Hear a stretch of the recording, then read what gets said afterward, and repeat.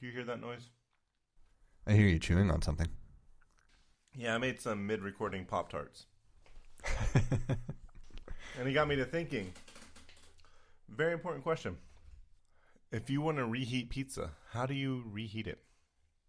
So it's kind of a loaded question. I don't know. Typically speaking, I have no problems just eating the cold pizza. Me too. So depending on the pizza, I'll just grab it and eat it. If I am in a hurry, I'll put it in the microwave. But if I'm not in a hurry, I'll put it in the toaster oven. Okay, so I always eat the cold pizza because I can't be bothered warming up pizza, leftover pizza. But my kids won't eat cold pizza. And they also have balked at the idea of me warming up the pizza in the toaster oven. And I think it's just because they just don't know better. And so, that's what I'll do for them. But I refuse to use the microwave. Yeah, if you want it to be good and warm, then the toaster oven or the oven is the way to go. Mm-hmm. If you just want it to be warm and you're in a hurry, that's what the microwave is for. So basically you're saying you're not a monster. I am not. I will either eat it cold or I'll put it in the oven or a toaster oven. I knew this would be... Go ahead. And technically we don't have a toaster oven anymore. We have it's an air fryer. Mm-hmm. Oh. Which is a relatively recent development, but the toaster oven was dying, and I thought, you know what? I hear enough good things about it. Let's try one. I totally forgot about the air fryer. The air fryer's lovely for this. It is as good as the toaster oven.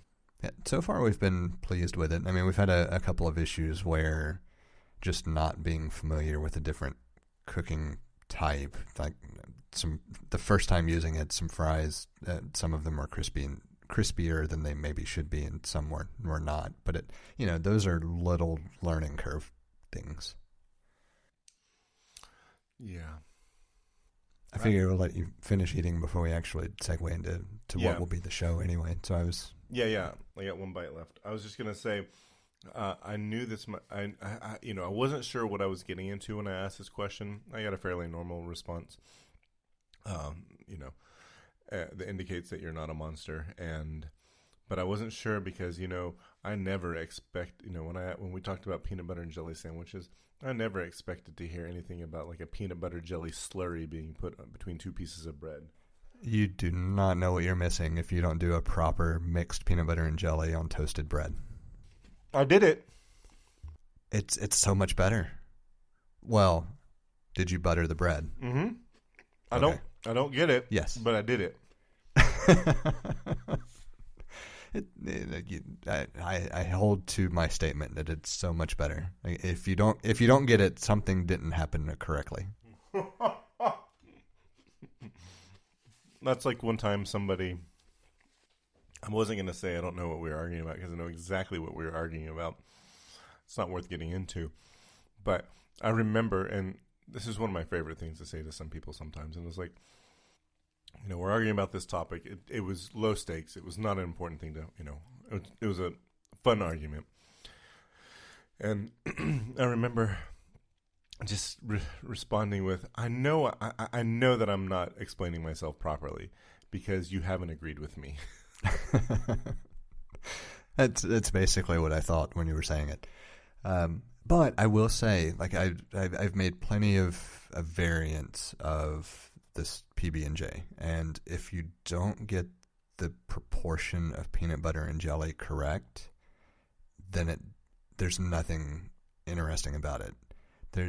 If you end up with more jelly than you would typically put, but you also end up with more peanut butter than you would typically put, and because you mix them, it's thick enough of a concoction that it stays on the bread. So I think the ratio there is, if it's not high enough, then it just seems like a lot of work for nothing. But if it crosses a certain threshold, then it changes everything about the sandwich. Do your siblings make peanut butter and jelly sandwiches in this way? No. Is this something that you came up with as a young adult or as a child? Technically, it's something that my grandmother did. So my mom's mom, she didn't, I don't remember her putting butter on the bread. So I feel like it's an evolution of what I was exposed to that she did. So your siblings weren't exposed to your grandmother in this way, or they just have... So they wouldn't remember if they were. So there's 8 years between my sister and I. Gotcha. My mom's mom died when I was 11, roughly. It may have been 12. But I was very much aware of her and influenced by her. My siblings would not have been, just because of how young they were. Yep. And then, well, but your mom doesn't make them this way, does she? No. Interesting. Now your son, before I go there, let me stop for a second. Have you met anyone else that makes peanut butter and jelly sandwiches in this way? No. And Emily laughs at it. Okay, does Emily have any influence on the type of peanut butter and jelly sandwich that your son eats? Well, I mean, she made the first one he had, and he has a traditional non-toasted, just peanut butter and jelly on the bread, like a barbarian. So your son is not even getting this treatment? No, but he will try it later. I'm waiting, because right now he doesn't have a very refined palate, and he's kind of picky. And you know what? It's just not worth exposing him to it, because he's not going to eat it anyway. Even though it's something that he eats all the time. Like, just the sheer thought of toasting the bread for a peanut butter and jelly turns him off of it. Whereas, we call it a toasted cheese sandwich. It's a grilled cheese, right? Yeah, yeah. That he loves, no problem. Well, so they're it's delicious. Not like toasted bread is a problem. It's just that he doesn't want to even try a toasted peanut butter and jelly. So I'll give him a couple years, and then it'll be, all right, now we're going to awaken you to a culinary masterpiece. So you could expose them to it now and not call it peanut butter and jelly. You could call it something else.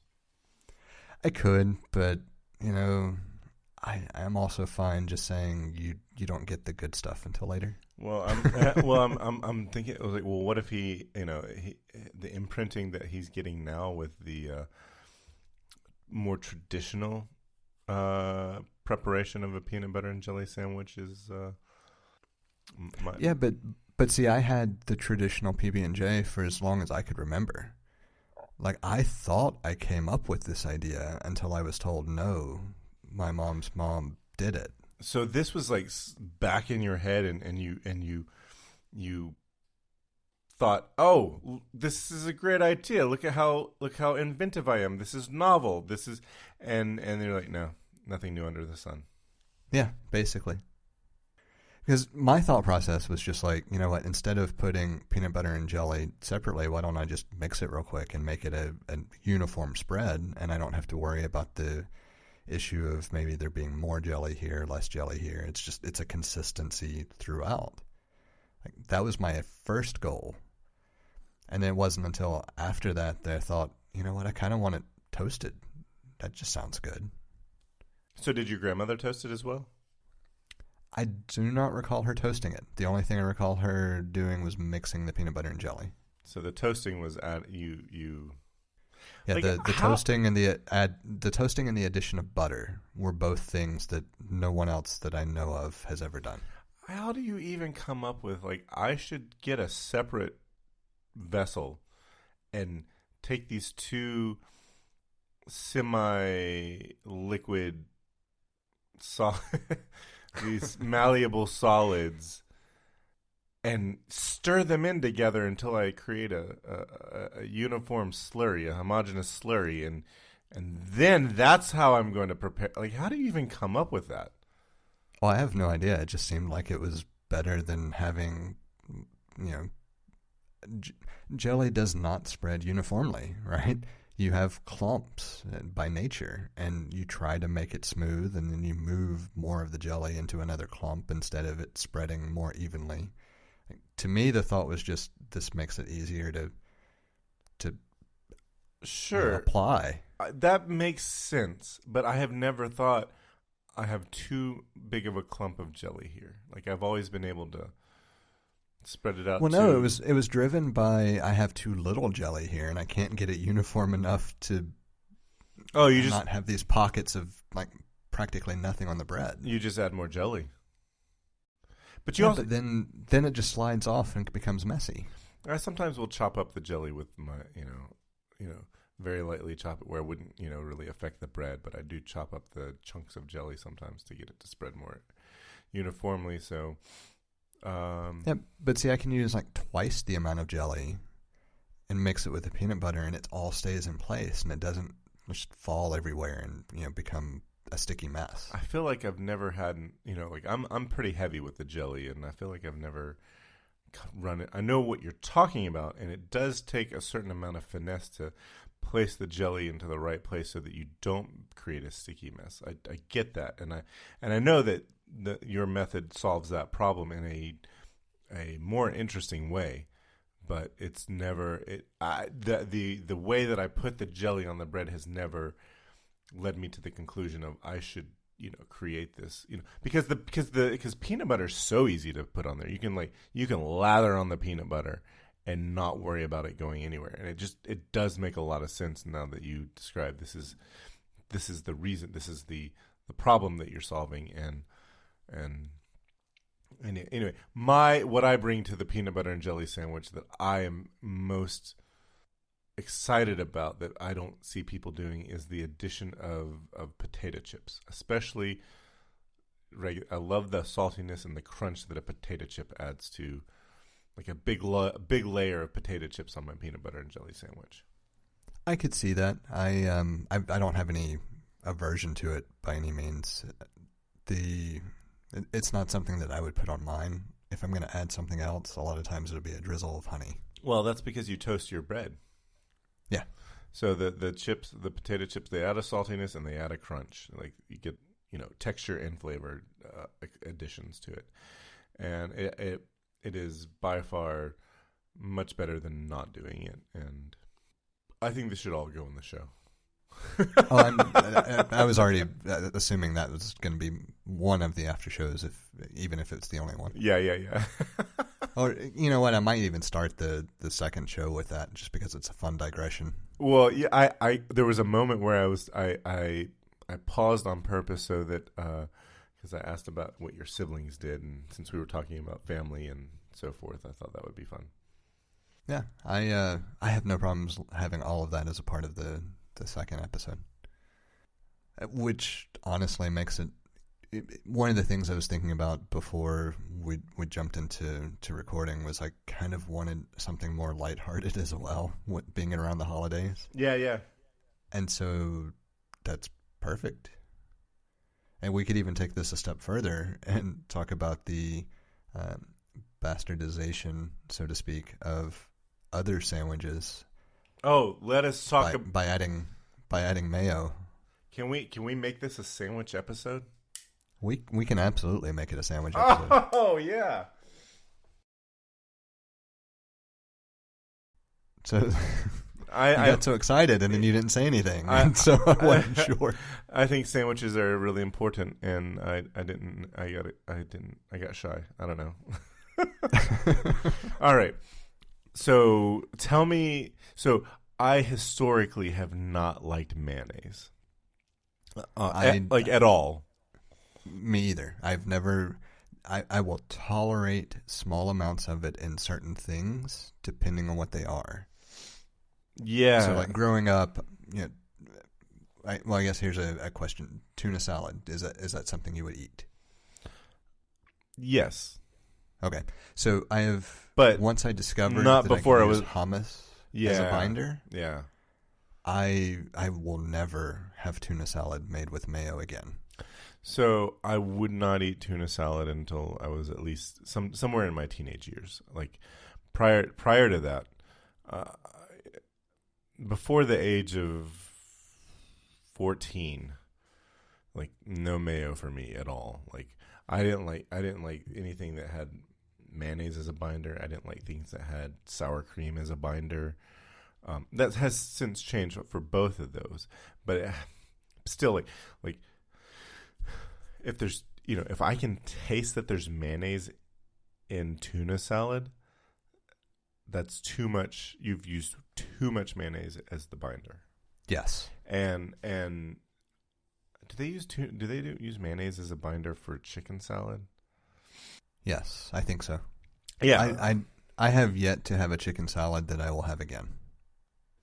Interesting. It is just not on my list of things that I am willing to accept. Okay, well, we got to go back to chicken salad in a minute. So, all right, because I have strong opinions there too.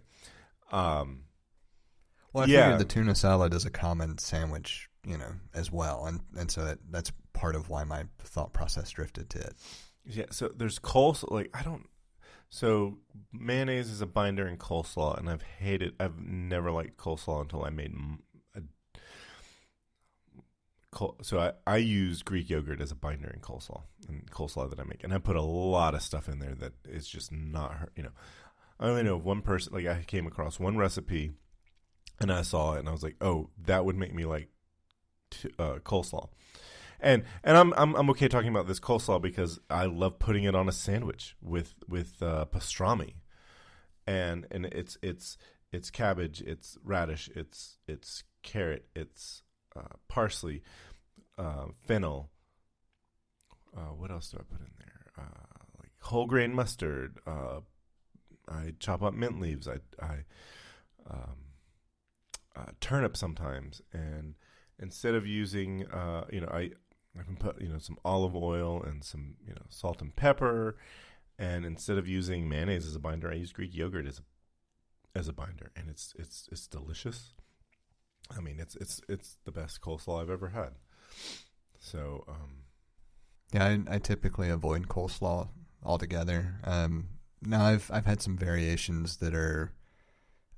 I would not classify them as slaw because it's more like a vinegar base. The same ingredients of slaw, but yeah, using vinegar and oil instead. And those I'm perfectly happy consuming. I'm fine with those too. There's something lacking with those, and I think I've heard that being attributed to a German style of coleslaw, and so I do like that. And have you had North Carolina barbecue? Possibly. We'd have to take it further. I don't know what would classify North Carolina barbecue versus any other state's barbecue. Right. Like I know Southern barbecue as an entity, and that's a huge range. I will say that Alabama does not get it right. Oh wow. That's just the Georgia side I know. peeking through. Texas has a very different idea of barbecue, for sure. Yes. Like I have not classified North Carolina barbecue in my head. So elaborate a little bit. So Carolina style barbecue is going to be with a vinegar based barbecue sauce rather than I don't know what the hell we use over here for barbecue sauce, molasses. So that would be fairly similar to a lot of the things that you would get depending on where you go in Georgia as well. So yeah, I was going to ask you. Yeah, the typical, like the places I would go to, the typical barbecue plate would be served. That you'd have your pulled meat, but then the sauces would be on the table, and they would all be vinegar based and different consistencies or flavor profiles depending on what you were after. If you wanted just barbecue, it would be more of a vinegar based barbecue sauce than it would be sweet. And it would step up in spiciness from there. I am all about the vinegar based barbecue sauce. That is the way to go for me. Now the interesting thing about Georgia is that you always knew you had one group of places to go or another group of places to go depending on the sauces you wanted. So it's a hodgepodge of the surrounding areas then, basically, because from what you're describing, yes, Carolina-style barbecue was fairly prevalent, but so was this other style that you tend to see in the South that you're mentioning is prevalent in Alabama. Yeah, that sounds like Alabama, Mississippi, Tennessee is probably going to have that kind of sauce. I don't know. Do they have barbecue like they do here in Virginia? I don't know. Anyway, because like if you think about Kansas City, I don't think about Kansas City like it's adjacent, but it's not barbecue. It's not a pulled meat. They have like ribs, and they do dry rubs in Kansas City. That's a thing. Yeah, as you move further outside of the traditional South, you tend to encounter that more. And I called out Texas as a difference because there's a very specific Tex-Mex influence on barbecue. Or even if you don't have that Mex influence on it, Texas has a very specific, like they do brisket, I was about to emphasize that as well. Because I remember it surprising me when I spent some time in Austin, but it was also really good. It's like, well, oh yeah, this is not barbecue, but I'll give you that it's good food. Right. So barbecue. So and getting it back to sandwiches, because you've got the pulled pork sandwich. Like barbecue is pulled pork, where martinis are gin. So if you order a martini, that should have gin in it, gin and vermouth. If you want a martini with vodka, that would be a vodka martini. Like you had to have the vodka as an adjective for the martini. Well, it's just like an old fashioned versus a rum old fashioned. Yes, same concept. Which sounds like garbage. I've never had one, but it just you know what? I would not recommend it personally, but that to each their own. Let me go ahead and just say preferences are never wrong. Correct. And it's the same. I'm going to use a whiskey analogy real quick just because it's on my mind. The only wrong way to consume whiskey is adherence to something that is not good to you, right? So just because traditionally something is something, like an old-fashioned is a technically brandy or whiskey-based drink, doesn't mean that you can't make the same general drink with a different liquor. It's just you qualify it. And so yes, back to the sandwiches, barbecue is traditionally pulled pork with a sauce. And if you do something different, then you add a qualifier. So barbecue chicken sandwich, for example. Yeah, exactly. And the same type of thing, but you're saying, no, I don't want a barbecue sandwich. I want a barbecue chicken sandwich because that's my preference. I want chicken in the same style that we do barbecue. We want right. Exactly. Yes, I'm 100% on board with it. Anyway, so and it's just like I want a peanut butter and jelly sandwich versus I want a culinary masterpiece of a peanut butter and jelly sandwich. Yeah, yeah. Well, so I just had absolutely. So back to the barbecue sandwich. So I'm all for the vinegar based sauce. I've heard that I've heard many people call that a Carolina style sauce, and more specifically, and I'm being influenced by one particular person he's probably either a really young boomer or one of the older Gen X people.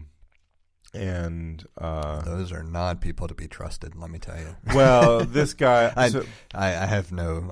It was a fun, yeah. As a person on the young side of Gen X, I have to poke fun at it. Oh yeah. Anyway, it was. It's a guy I follow on YouTube. I follow him because of his hiking and camping videos, but he's from North Carolina. He lives in Minnesota, so he was he does barbecue, and so it's like he's a bastion of like proper barbecue for people that live, people around him in Minnesota, because I don't know what their barbecue life is like, but it can't be as, I don't expect, Well, I think in the Midwest, barbecue is just used similar to the way it's used in a number of other areas where it's just whatever you're grilling. Right, and yes, and that's like kind of the rest of the world. They use barbecue when they mean grilling. So anyway, I once recreated what he did, like so he got even more specific. He does a Piedmont Carolina style barbecue. So I think the Piedmont is in the middle of the state.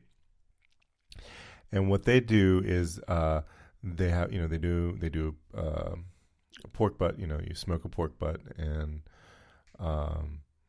then you make your vinegar based barbecue sauce, and then they'll make a red slaw, and all it is finely chopped. So like in a food process, he needed to use a food processor, very finely chopped cabbage, and then that vinegar sauce, just enough to make it stick to the bread. And I tried it. It's good. It's not something that like I want to do very often. I'm not sure that I'll do it even again, but it's like, I thought that was an interesting way of preparing coleslaw. It's just green cabbage, finely chopped, and the vinegar sauce. It's barbecue sauce. I'm surprised it's not red cabbage. Right. But you got to see the, I don't know. But my kids love it. Like they're for the vinegar-based barbecue sauce. So, well, it's like I know it's not necessarily related to sandwiches, but potato salad is a common Southern dish, and I would never touch potato salad, but found a version made with a mustard-based sauce, and that's phenomenal. Yep. So this brings us back to, a mayonnaise is overused. It's uninteresting. It's bland. It dulls the flavor. It's lazy. Yeah. You're just adding something a bit salty because you don't know how to season things. And I've even hold on. I wouldn't classify mayo as salty. I would classify it as deadening anything that it touches. Well, I mean, it's more salty than it's not. Okay. I mean, again, this kind of goes back to, I tend to add salt to most things anyway because I like salt. I tend to add pepper as well to a significant amount. But to me, every time I've ever had anything with mayo, it's always seemed like it dulled the flavor more than whatever the subject of the mixture was prior to adding the mayo. Yeah. It's just an uninteresting binder, and mayonnaise has a place. Particularly the trash can. Well, I was going to say a thin layer on toasted bread for a BLT. No. No? No. I don't even want it there. I have such an aversion to mayo in general. Like I historically, a BLT I will make without anything, or I will put mustard on it if I want some condiment other than just the BLT. And typically I won't go the mustard route. Typically it would just literally be bacon, lettuce, tomato. Yeah, I was going to say, like, I can't think of anything that I'd want to put on a BLT other than a thin layer of mayonnaise. But I also like a thin layer of mayonnaise on toasted bread with pimento cheese sandwich. And when I was a kid, like there's a cheese sandwich where you take a slice of cheese and you put it between a piece of bread. And, I think in my mind, traditionally it's made with mayonnaise, but I refused to have mayonnaise on that sandwich when I was a kid. I was like, nope, it must be mustard. And so I got the vinegary flavor of mustard on my cheese sandwich instead of the boring flavor of mayonnaise because I just didn't like mayonnaise. But now I think I'd mix it with mustard on a cheese sandwich. Yeah, I have not had a non-toasted cheese sandwich in, and I don't know, as long as I can remember for sure. But like my current go-to is actually cheese between the bread, butter on the outside, and then Parmesan cheese on the outside. So like you actually toast the bread in the butter and Parmesan cheese concoction. That's lovely. I would eat that. It's good, yeah. So I want to bring it back to we need to hit on the chicken salad, but I want to bring it back to the tuna salad first because we kind of skimmed over. Like you use hummus as a binder? Yeah. That's brilliant. So the way I now make my tuna salad is it's tuna, hummus, obviously salt, pepper, and garlic powder to taste, and then I also add Wickles relish. Is that sweet and hot or just hot? I wouldn't classify it as any sweeter than relish in general, but it adds a little bit of heat. Like I really would not classify it as hot, but then again, I like spicy stuff as well. So to me, Wickles pickles are not hot either. They have this hint of a pepper to the flavor profile. I wouldn't even begin to classify them as spicy though. Do you know anyone who's does classify them as spicy? Maybe. I mean, a person who does not like spicy things at all, would they classify it as spicy? Maybe. I mean, I would certainly say that they would classify them as having some heat for sure. But I can't say that anybody would really classify it as spicy. Okay. No, I'm totally on board with this. This sounds like a good, I would eat this tuna salad. It's the only way I'll make it anymore. And as soon as I took a long stretch where I wouldn't eat tuna salad because I just didn't want the mayo taste. Like I had accepted it up to that point because that was the only way I knew to bind it together. Right, that's what I've known all my life, and I just got tired of it. And then I don't remember where I ran across it, but somewhere I ran across the idea of using hummus instead. And I tried it, and it was just a game changer. So if you want good tuna salad, use hummus. Don't use mayo. Unfortunately, I can't say the same thing about chicken salad because I just can't drive myself to like chicken salad. So I like chicken salad, and I'm okay if I don't taste the mayonnaise as the binder. I'm okay with mayonnaise being the binder if it's not something that I like, that's mayonnaise. And the problem, the biggest problem I have with chicken salad is when people put goddamn grapes in them. This is why we're going explicit on this episode, by the way. I really hate when people put, I do not want sweet in my chicken salad. I want it to be 100% savory, and I won't eat it if it's got sweet stuff in it. The only reason I don't have any kind of an opinion is because I have yet to taste a chicken salad that I could say, yeah, I want to even eat more of it. It's just, I have never had one that I would take more than a taste of and not just say, yeah, that's not for me. Yeah. So usually, I like when they serve them on croissants. And I can see if you're you're adverse to mayonnaise, so I can see how it's not where you want what you want. So, have you ever? I'm also semi-averse to chicken everywhere. Okay.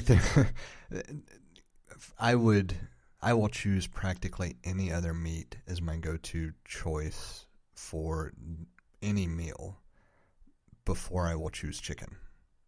And it's not that I have an aversion to chicken because I eat plenty of chicken too. It's just that it's so commonplace, I guess, or bland unless you do something to it, that I just tire of it quickly. I understand that. Do you? So, I was just going to say, I will take seafood any day of the week, though. And so I think that when you have that type of definition on palate, like, you have someone who gravitates toward beef, right? Or you have someone who gravitates toward pork or chicken or whatever. I think it's very common for someone who loves seafood to end up not liking chicken everywhere. Yeah. Because seafood is so diverse. Yeah. I don't understand the people that don't like seafood. Yeah, I don't either. But then again, my spouse was not overly interested in seafood prior to me continually introducing it, and has finally come around and seen the light. So, I mean, I do get it, because seafood, depending on your exposure to it, and maybe you had seafood in a non-fresh seafood area. Yeah. Like, there are plenty of reasons to be skeptical of seafood in general. It's just once you've had good seafood, I find it really difficult to not gravitate toward it. And of course, it goes back to, everybody has their own preferences. There's going to be exceptions to every statement we make, but good seafood really does change your outlook on the entire category. And also finding out, there are different types of fish. Like, different fish have different flavors and vastly different flavor profiles, and also the method for preparing the fish is also something to take into account, because it drastically affects the flavor of the fish. So. And recognizing that you can't use the same flavor profile on every type of fish either. That can also be a major turnoff if you try to do something that is suited to a fairly mild whitefish, for example. On salmon, you're probably going to have a bad scenario. Yeah, I've never heard of anyone doing a blackened salmon. Yeah, I mean, I've tried it. It's not very good. Yeah, exactly. But I tried it because I intentionally thought, you know what, I doubt this goes well, but I want to prove a theory, and absolutely I proved my theory, unfortunately. Yeah. And then there are, just along the same vein, real quick, because I think it's important to educate people. If you are one of those who thinks that tilapia is the greatest fish and everything else, do yourself a favor. Try your favorite recipe with tilapia, with mahi, and I bet you're going to recognize that mahi is a superior fish, and tilapia maybe isn't as good as you think. Well, tilapia is readily available because it is inexpensive. Like, it's a really good, inexpensive whitefish. But it's good from a standpoint of prevalence. It's not necessarily good from a standpoint of health and flavor. Sorry, I meant from the standpoint of it's prevalent because of how inexpensive it is. Right, and this just goes back to kind of what I'm wanting to emphasize. It's not that I have anything against tilapia. There are health reasons to be concerned about consuming large amounts of it. You can read about that on other places. We're not here to educate you on the health risks of tilapia, but my point is just that if you take your same favorite recipe for tilapia and use a higher quality fish, you'll be surprised at how much better it is. And that's the magic of seafood. Yeah, I think that's finding the right combination of flavor profile and what fish to put it with. Mm-hmm. So, what is so? And it sounds like I lost you again. Oh man, can you hear me at all? Do you hear me?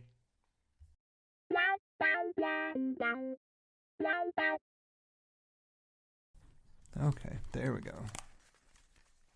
Sorry, I had taken the headphones off since I was answering the phone side. Yeah. So, something about the invocation of the bedtime focus cut it off, and then it wouldn't see the link from the phone for the call until I toggled Wi-Fi. I do not like this. Well, I think it's fairly... on my side, the easy solution is I'm just going to change the schedule of stuff and turn off some of the focuses. Not a big deal because I don't really care either way. But I think that it's all in this focus feature that's creating the problem. Yeah, and that's what it's good to have that guidance at least. Yeah, I was gonna say that's what I don't like. I was like, if I'm, even though I have my bedtime set for this, like if I'm on a call, I don't want to stop. Don't, because like I also had do not disturb and bedtime focus as well. Yeah, I think it's a bug for sure, but I'm okay with it for this use case because I can just tweak some stuff. Like I don't really use the focuses. I just turned them on for the sake of turning them on to play with them. I did use Do Not Disturb previously, but I can leave that one and not use the focuses, and that's fine, and see if it does the same thing. But it at least gives me, hey, when this happens, I can turn off some shit, toggle Wi-Fi, and we can at least get back to it. Yeah. So you said you had another question. Yeah, I had one last question, and that was like, because we were starting to get into seafood, and what I was going to say, I feel like the last question I had was like, what's your favorite sandwich? That's actually a tough one. Predominantly because I've shifted away from eating sandwiches for the most part other than burgers. So over the past couple of years, the best sandwich that I've had has been a lamb burger. That sounds good. Prior to that, I might have gone to like a roasted chicken. Like if you think about Subway's sweet onion chicken, that type of thing. Yeah. Like not that specifically, but that was a very regular go-to for a while before I just kind of cut sandwiches out not for any specific reason. I just didn't want sandwiches anymore. I ate sandwiches so long that I just, because I could afford other things, I wanted other things. I was about to say that begs the question, why did you stop eating sandwiches? And there you go. Yeah, predominantly because I could eat other stuff finally. I love a good club sandwich. I could see that. So I will say I loved when Chick-fil-A did their spicy chicken breakfast sandwich. Yeah, that was good. And I would go for it pretty regularly. I mean, their spicy chicken sandwich is good too. Certainly can't knock it, but the breakfast sandwich was the one to go to. Mm-hmm. So I love club sandwiches, and I've always enjoyed a club sandwich. And pretty recently, I found it's now my favorite sandwich to order as far as the ordering process, because I'll be like, hey, I'm not a member, but I do want a club sandwich. Dad jokes. Yeah. Do you have a favorite meal? Like if you're gonna like, oh, this is the meal I want, or like a favorite dish that Not specifically. I would say there's one that when I can get it, I will always get it, which is blackened gator. Oh. There are only a couple of places that I've ever had it, because typically when you order gator, it's fried. Yeah, right? That's the go-to that everybody uses. Which is disappointing. Right, and there's one place that I had blackened gator, and so I'm always on the lookout for it because it is so much better. It's like fried food has its place, but again, fried is the mayonnaise of cooking, mayonnaise method of cooking. No, there's like when like the ceiling is very high for fried, but the floor is very low for fried. Like I'd agree. Very low. There are plenty of really good fried foods, and there are plenty of foods that should never be fried that people fry and love anyway. Like steak. Yeah. But sort of not fried, but what? Same principle. But the blackened gator would certainly be one that I will search out. As far as what I get excited about that we prepare at home, it's actually like fried cod, but it's not fried in it's not overly fried. So we'll do fish and chips. We'll do it with cod, and it'll be beer battered and fried. Gorgeous. Yummy, yummy. And it's really good. There's some proportion of like almond flour to non-almond flour and all like that. We'd have to ask my spouse the details, but whatever that concoction is, it's not traditionally fried, and it's really good. That sounds really good. I haven't had good fish and chips in quite some time. She has gotten really good at that particular dish. So, and it happened after we went to Europe. Awesome. And I think part of it was just we had, that really good fish and chips over there, and it was like, okay, what's the closest we can recreate it here? Right. And she's gotten pretty damn close. That's awesome. Certainly closer than I've gotten with my brat. Oh, I was gonna explorations. I almost asked that question. I knew it was there. I had to bring it in. I this last round I got really close, so I think I'm on the cusp of figuring it out finally. But I'm still not there.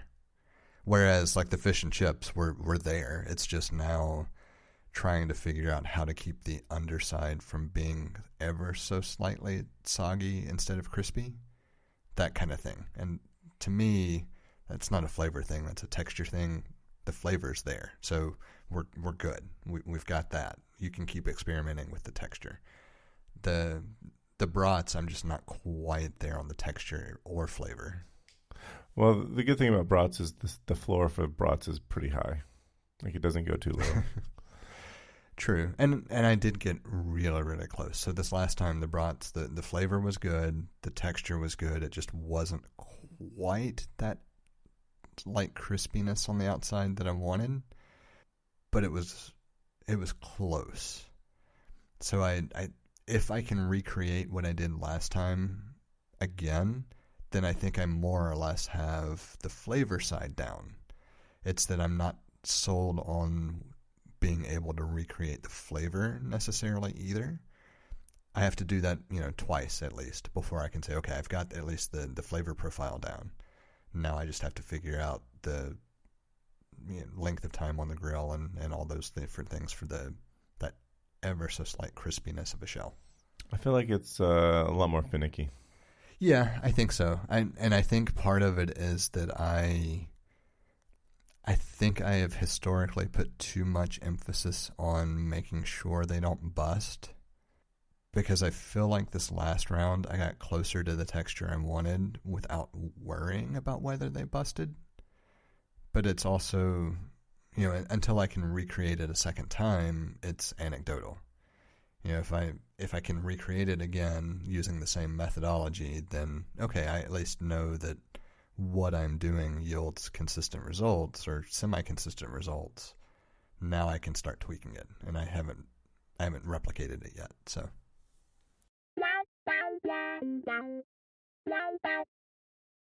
Should we maybe at this point say, you know what, thanks for sticking with us for this long? Yeah. It's what, 68 episodes, so certainly well over a year. Yeah. Have a happy holiday. Yeah, happy holidays to those that have been listening. I appreciate it. And for the love of God, send in some feedback so we have something to talk about that's driven from somebody other than just us. Yeah. I mean, at this point, We'll continue to come up with stuff. Right. It's not like we won't have a show, but please send in something. I mean, even if it's just, hey, I listen. Yeah, I was going to say, at this point, feedback will be mentioned. For sure. Right. We have a number of different ways set up for you to get in touch with us to provide feedback, ask questions, or just comment in about something we've discussed. You can hit us up on Twitter or Instagram at untitled_hosts, or shoot an email over to untitled.hosts@gmail.com. Or get in touch directly with Jesse at jthart.com, or get in touch with me, John, via telepathy. If you would like to support our work or are interested in listening to our new after-show feed, head over to patreon.com/theUntitledPodcast and take a look at the options we have set up. Thank you for listening. We hope you've enjoyed the show. and we hope to connect with more of you as we continue this journey. That's a wrap.